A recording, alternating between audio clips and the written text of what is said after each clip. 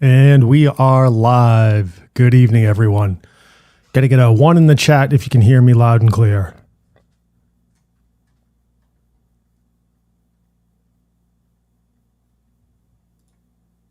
Mic check, mic check. Perfect. Thanks, Zenith. I appreciate it. Hope everyone's doing well tonight. Thanks for showing up for the inaugural stream. All right. So wanted to bring you guys a little bit of alpha and talk about some stuff maybe that we're not covering elsewhere. So again, thanks everyone for showing up. I'm Twinkie. I've had the opportunity to meet a bunch of you. Over the next few days and weeks, I'll be talking about some different industries and sectors that maybe aren't coming up in some of the other chats. Now, do I necessarily think these are going to outpace some of the other things we're talking about, like some of these, let's say, altcoins, Pulse Chain, some of the different other scenarios we're looking at? Not necessarily. However, many of us were taught by the same people. We tend to talk amongst each other quite frequently, and so it can turn into a little bit of an echo chamber. One of the things I would like to do is, again, cover some industries, sectors, maybe tech that we're not looking at, just to keep our eyes and ears open, as well as provide some insights into some of the tools, methodologies, and my thought process as I look at some of these different things. So, all right, let's get to it. So for some of you, you had the opportunity to tune into the DGen Roundtable chat. Shout out to those guys during the holidays. And I was on there just talking about some of the different things I'm looking at for this year, next year, years to come. I know we're in the middle of a cycle that's really a precipice of the cycle that's really starting to heat up. And then we're probably, again, looking at another 4-year cycle after this bull market cools off a bit. So that's a long time to wait. Do I think some of these things I'll mention today and again over the next few streams might have a chance to take some hold? Yes. Do I think they're all going to be hitters? Not necessarily, but let's keep our eyes and ears open and talk about what we see. So, all right. I am going to share a screen out here and we'll get down to it.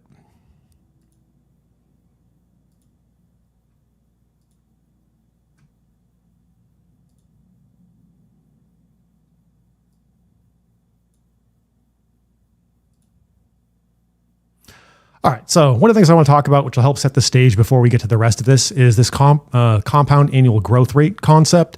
It's really simplified. Got to give credit to Investopedia. I will post up a bunch of links related to my research and some of the different things I've looked at. So real simply, what is the compound annual growth rate? It's a rate of return that we get if we allow the investment to grow from its beginning balance to its end balance, assuming the profits are reinvested, AKA just keep putting money in and the like. Why is that so important for some of the sectors I'm looking at? Well, it helps us outline where I think some of the macro growth will occur in a given industry. This cycle, sure, we're all talking about Pulse Chain. We're talking about certain L2 plays. We're talking about Solana. We're talking about AI tokens. We're talking about gaming, because gaming is probably our best shot at onboarding a boatload of users. However, as we look into this, we know that inevitably we need more businesses and more onboarding into the crypto and blockchain space. We need things like tokenization of real world assets. We need things like aspects of infrastructure management, logistics, shipping, the list goes on and on. As these industries, companies, and the like start to move in this space, with that is going to come a whole boatload of capital. So it's a good idea to just take a quick look at this and periodically check, hey, I'm thinking about this industry or I'm thinking about this sector. What's the compound annual growth rate look like for that particular sector? All right. So now that we've got that one out of the way, let me hop over to this larger graphic. So you can see if you're following this kind of dotted line up top, it zigs and it zags, and the bottom is the smooth curve. So it's giving you the overall average of that. All right, cruising right along. Shout out to Van Eck. So some of you may not be familiar with Van Eck. Who is Van Eck? They are an investment management company out of New York, as I recall. They're about 70 years old, and they have roughly $76 billion worth of assets under management. So are they necessarily like Fidelity, BlackRock size? No, but they're not nobody. So it's really worth taking a look at what some of the other really smart folks, Wall Street folks are also thinking, because aside from analyzing it, they have the ability to influence how that capital is deployed back into the market. So they have this report here that outlines some of the stuff that they see forthcoming in, let's say, 2024. Some of it is going to echo, again, stuff we've talked about in some of our other chats. Shout out to the Crypto Mindset group and, again, DGen Roundtable team. So as we're looking at this, I'm not necessarily going to go into every single one of these points because some of them, there's stuff we're already in the middle of, stuff we already know. They did have a few interesting, let's say, insights or calls on here that it's at least another data point and point to speculate. So I'm going to hop down here to number 2. Again, I'll post all these links up in chat and on the description after we wrap this one up. They're calling for what they're describing as an uneventful fourth Bitcoin halving, which I believe is right around the end of April. If anyone in chat's got an alternative date, let me know. But that's what we're looking at currently, I believe, on current trend. So let me skip down to that section of their report. They're talking about no major fork or miss block issues, new coin issuance getting cut in half, which we're familiar with, minimal public market distress, Bitcoin to break 48K, and looking at some different patterns. And I know we got some real TA whizzes. Shout out to Boogie, I see in the chat, Zenith, Agent J, and a bunch of the DGen guys. They like to do a lot of cross comparison on their TA. I am not a super TA guy. I'll certainly leave that to them. Again, today I'm talking about some different industry aspects. So you can see this report here where they chart the 2013-2017 cycle. And I was talking with Boogie about this the other night. So I believe I've got this graphic ready to rock. I snagged this one from CoinCycles on this particular chart. And you can see that CoinCycles dropped some lines where the corresponding halvings were. You can see it as it creeps up on it. They charted some fib extensions and retracements out on the patterning here. Basically, in the second halving, just before on this particular measurement, looks like they're running a 2-week pattern on this, is, and again, logarithmic scale on the right-hand side. You can see it peaks and then starts a slide in the run-up to the second halving before that incredible grind up, drops down, another grind, drops down. Prior to the third halving, then there's that grind up again. You can see it bouncing over here on the right in the run up to this fourth halving, which I've got circa Monday in the 8th of April. We're bouncing off that 61.8% line. And I think the real question here is, are we going to drop back down? A lot of us are calling for a yes. There'll be some level of retracement before that grind upward. So I see Zenith's got that one. So thanks, man. So we're looking like April 22nd on that one. Point here, though, is right around just before the just before the halving, we tend to see a bit of a retracement and then a grind back up. Sometimes it looks like it's really on top of it. Again, it looks like it's about a 2-week interval here. Other times it may precede it by a few weeks. That pattern holds pretty true, though, regardless of the halving. So we're looking pretty good on that one. All right, let me hop over to some crypto bubbles here. So the reason I've got this queued up is I want to call attention here to Solana at 264% on the yearly. So if I hop back to the Van Eck report, one of the things that they call out here is Solana outperforming Ethereum with resurging DeFi TVL.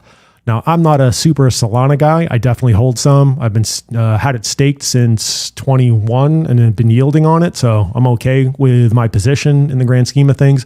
Obviously, I think it was Saber Protocol where their books were super cooked by way of liquidity and volume. If anyone remembers, if it was Saber or different decks and the like, let me know. But that's my recollection. Anyway, they survived the whole FTX collapse. They survived the SBF fallout, and they're still here. I think they have a consistent uptime of 330, 340 odd days now. So kudos to the Solana team for getting that squared away. They definitely have fewer outages. However, when we look at this TVL, I don't know how true this is for the 21 through 22 time span again, because I remember they had some majorly cooked books on some of their dexes. So there's some speculation that Solana is going to join the ETF wars.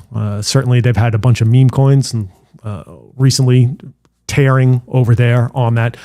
Also, I want to shout out, I think it's the Neon project and Eigenlayer, as well as potential opportunities to further leverage Solana. I was talking with some of the folks potentially about what if Solana, due to interoperability, becomes a layer 2 for some of the Ethereum network or some of the other networks. So we'll come back around to that one in a bit. All right.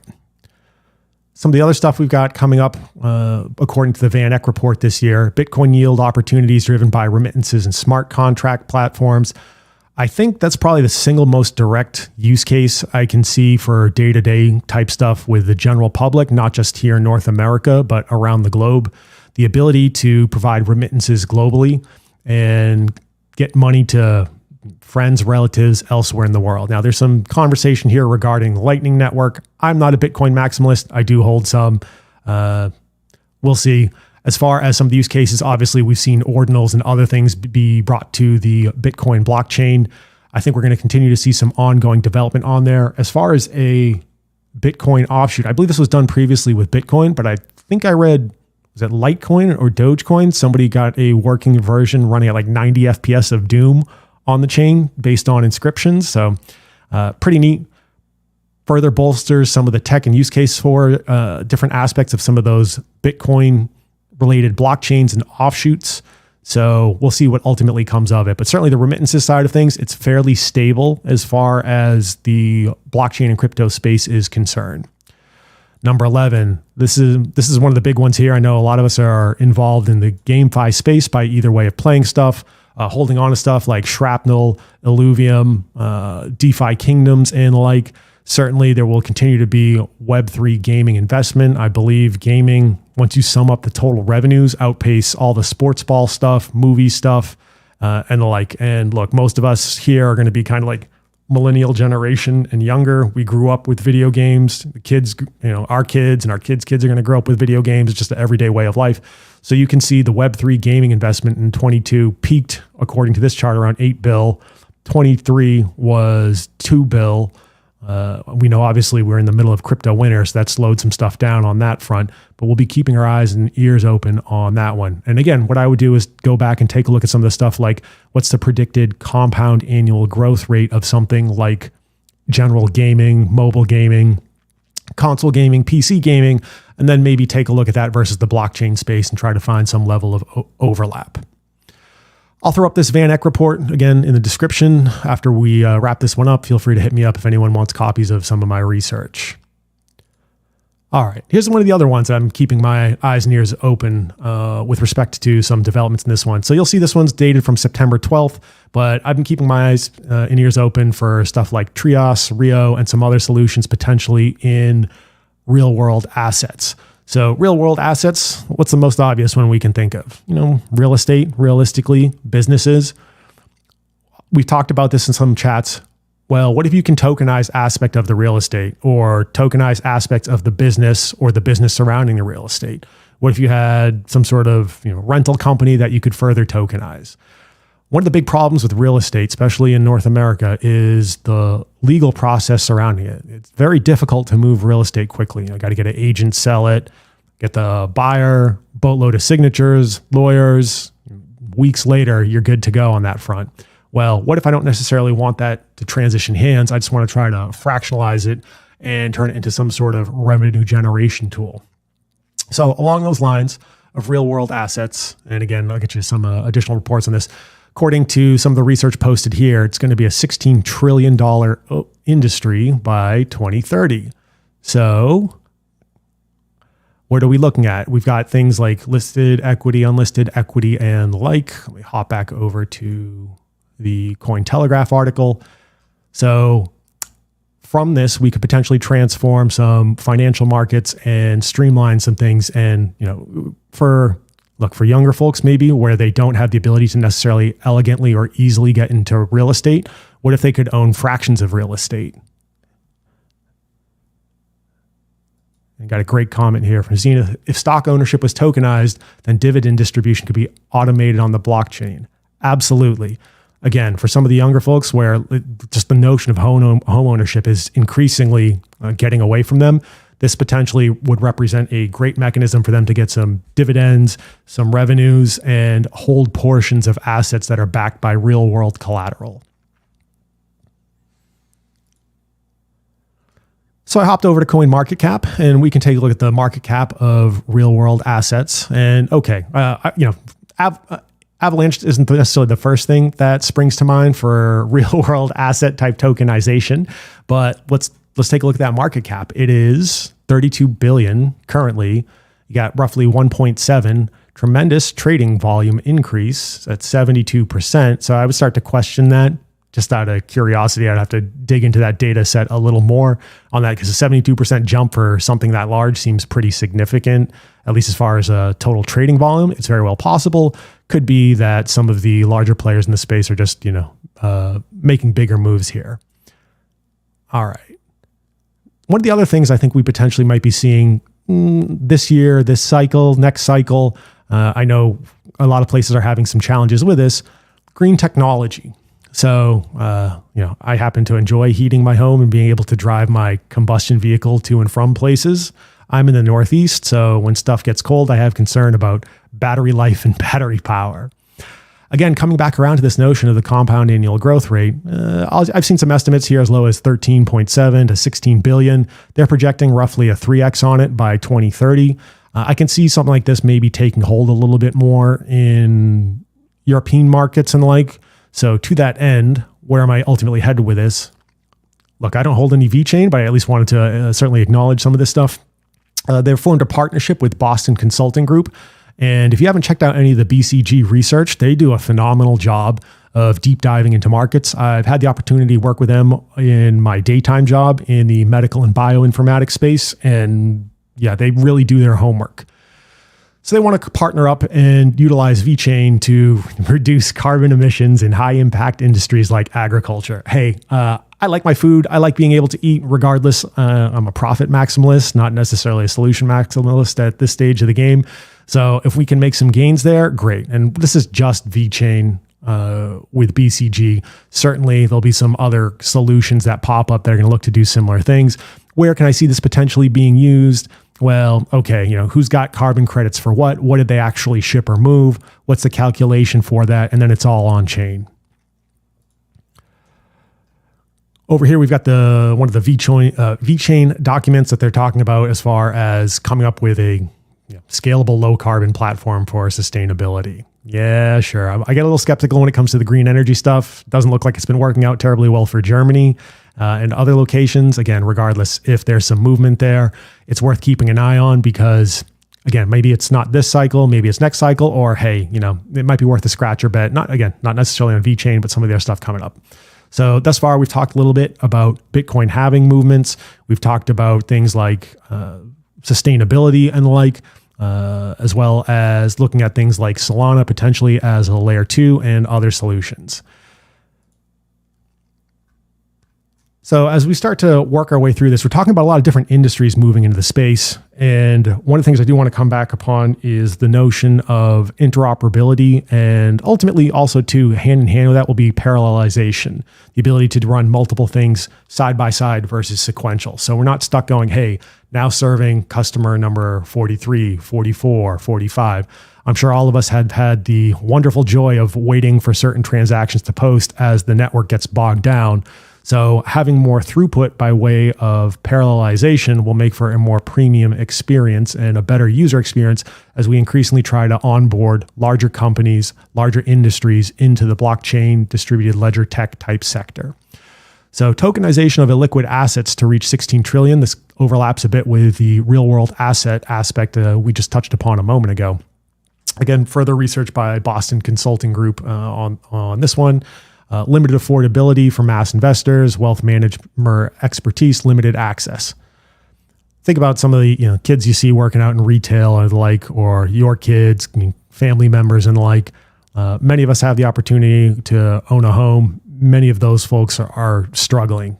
Rent is outrageous in a lot of places. Stuff is really chaotic. So if we could tokenize some of these things, again, they'll have a better opportunity to advance their livelihoods and do what's best for them and their families.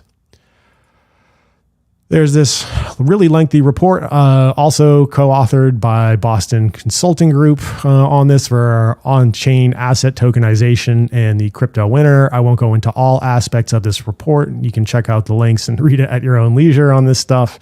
You can see some of the trends that they highlighted though, like DEX trading volume dropping off, which in turn links up with market cap erosion on that front. What are we looking at for market cap right now? 1.61 trill. So we got to grind up in front of us as far as getting back to all-time highs, but certainly very doable. All things are starting to line up, I think, for us to be able to pull that off. outlining that a lot of that dump was at least related to the whole Luna dump on that front, increases in law enforcement actions, and then different tokenization players emerging in the space. Again, I'll get you guys some research for your own light leisure reading. Now, coming back around to the notion of interoperability and so I work in my daytime job, I work in an interoperability solution type scenario for medical device integration and medical software. I'd say it's a solved problem in the sense that we know how to solve the problem. It is a difficult implementation of a solution because different companies, different vendors, different countries, they have their unique ways of doing things. So while I can come up with a switchboard in certain respects, the wiring for the switchboard is almost uniquely bespoke tailoring for each vendor and each region. So real interesting news came out recently that slipped under my radar until earlier today. And that is the fact that Polygon is going to make multiple blockchains feel like a single chain. So I was talking with, I see Boogie's got a comment here saying you sound like a Cosmos Polkadot type guy. I definitely hold some Polkadot. I've been eyeballing Cosmos and other things. Basically, we need something that's going to kind of sit in the middle of everything to translate it from A to B. So I may be talking to a friend and we're conversing in some base level of Spanish and I got to translate it in my brain. Then I go to talk to someone else and I got to translate it into Korean. And so I'm playing this switchboard operator. We need certain technical solutions like that because in many ways, each blockchain and each crypto solution, they have their own strengths and weaknesses. I think it was Thomas Sowell who said there are no solutions, only trade-offs. I'm sure somebody can look that up, but that's my recollection of that. It comes down to prioritization concession. Certain things are going to do better at propagation. Certain things are going to have faster throughput. Some will have more transactions per second. Some will be able to process a larger transaction and so what I foresee is the blockchain space and distributed ledger space in a lot of ways winding up like application development that I see for virtually every other software. Something might be coded in C versus C#.net versus Java for different destination solutions. So phrased a little differently, many of us have Netflix or I go and I run Netflix on my phone or on my computer or on my Xbox or my PlayStation. I don't necessarily want to think about a whole lot of troubleshooting and fiddling around with it. I just want that shit to work. So they spend a lot of time on the back end getting it to run on these different platforms to ultimately give the end user a very seamless experience. This is what Polygon is throwing their hat in on the corresponding arena. I need to do a little more homework on this, but this just came across my desk earlier today. They are claiming that they want to make things just basically invisible to the end user. And so on that particular front, let me see if I've got there. They're launching their mainnet next month in a matter of days, according to this. So here's the TLDR, which I thought summed it up real nicely. I'm going to particularly hone in on this one. Devs can connect any layer 1 or layer 2 chain to the AG layer, building a Web3 network that feels like a single chain with unified liquidity and practically unlimited scalability. Okay, sounds like great buzzwords. Does the stuff work? We are soon going to find out. However, that is version 1 that they are launching on that front. And they compare it to inventing stuff like TCP/IP, aggregating everything for they're calling near instant transactions. So earlier I was talking about stuff like Neon and EigenLayer, which potentially gives additional use cases for other chains. I believe EigenLayer has more to do with validator nodes and rewards from validator nodes, whereas Neon was using Solana on an EVM is my recollection. So potentially Solana as an L2. If Polygon is successful in their implementation, certainly it's another contender option, but maybe it renders all of that a moot point, depending how good it ends up being. Now, that said, I think there's plenty of room in this industry and space and realistically time for there to be competing solutions. I've seen this in, again, my industry that I work in, where there are things like a whole bunch of different lab information systems and hospital information systems and EMR vendors. I mean, hell, we've still got Ford, Dodge, Toyota. They all kind of make four-wheeled vehicles and stuff and motorbikes, but different strokes for different folks and slightly different tailored use cases and needs. So I don't think it's going to exclusively be one or the other to start. I do ultimately believe that there will be minimally one interoperability blue chip crypto. Now, whether or not it's going to be Polygon, Cosmos, Polkadot, I don't know, but maybe it's something we haven't even seen yet, but it'll ultimately be one of them.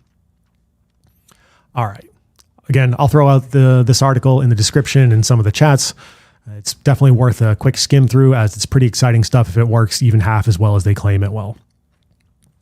All right, I'm going to dip my toes in a little bit as far as some of the different sectors I was looking at and the reasons why. So coming back around to aspects of that compound annual growth rate. So we're all here for blockchain and crypto for the gains, right? Let's just call a spade a spade. Yeah, sure. Love the tech. I find the tech interesting. I'm just here to make ludicrous money so I can afford the lawyers to cover my degenerate behavior. Anyway, blockchain is growing at a compound annual growth rate estimated of 56 to 87% for the 2023 to 2030 span, which is mind-blowing. We are going to see that increasingly used in banking, on-chain contracts, the scary ones, digital identity stuff, and certainly use cases we haven't even identified. Gaming is probably the most prevalent one we're going to talk about over the next 12 to 24 months. We know we're going to see some stuff here related to services, service billing. Hey, I paid my invoice. I sent you the invoice. No, you didn't. Sure, we have certain off-chain solutions that work okay today, PayPal and other types of scenarios. But if they aren't directly moving on chain, somebody else will come along with something else. We're also talking about why would they move into the crypto space or blockchain space? Well, the market cap's got, let's say, conservative estimates that we're going to grow by, let's say, a 5 multiple to over 100 multiple over the next 10 or so years.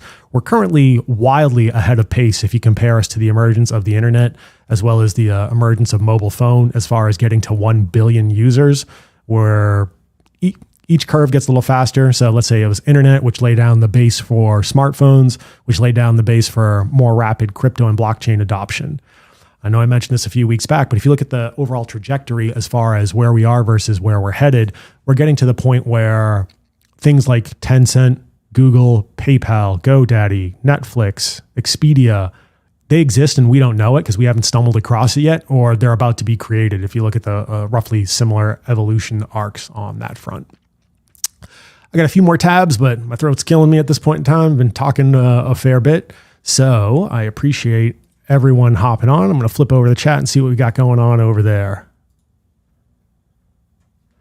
Got a great comment here from Bubba Dubs about gas on Polygon is going to drop from 24 cents to 2 cents. Yep. If it just goes through like we expect it to go through, it's going to really promote the uptick in some of the L2 usage. And coming around to stuff like Polygon and their interoperability layer, I just want shit to work when I use it. I really don't care what the front end looks like.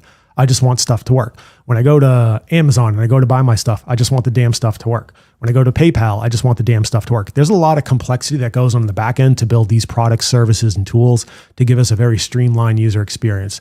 I mean, think about how challenging it was for some of us to come up to speed just to learn how to use, okay, how do I use my DeFi wallets? How do I connect to DeFi spaces? Try explaining that to your mom and your pops, your grandpa, whatever. Sure, some folks are really savvy, are going to get it. Many are not.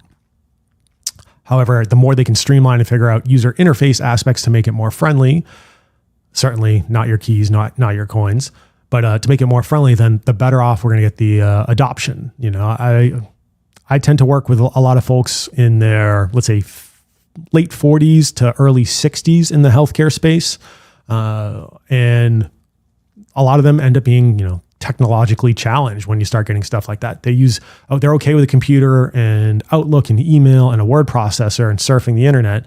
Much beyond that, it starts to fall apart pretty rapidly.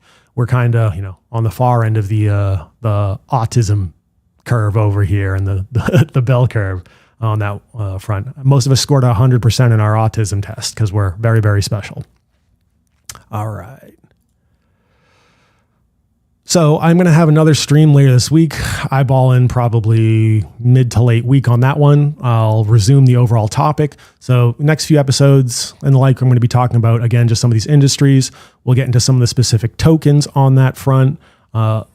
Looking slightly ahead to the midterm, I'm also going to talk about some of the other tools I may use with a certain level of frequency that I don't see other folks using on that front. So I appreciate everyone tuning in this evening. Thank you very much. It was a pleasure. And we'll do it again soon.